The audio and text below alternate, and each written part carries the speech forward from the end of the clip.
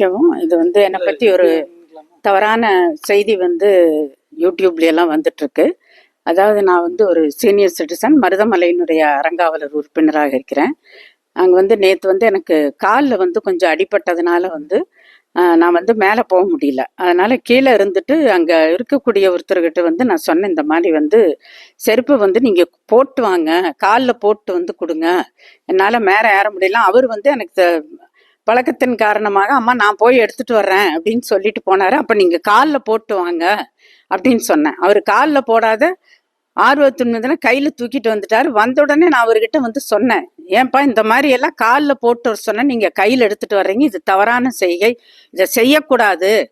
கடைசியில் நீ காலில் போடுன்னு சொன்னா நீ கையில் எடுத்துட்டு வர்றியப்பா, இது என்னத்துக்காக இப்படி செஞ்ச அப்படின்னு சொல்லிட்டு நான் அவர்கிட்ட நான் சொன்னேன்.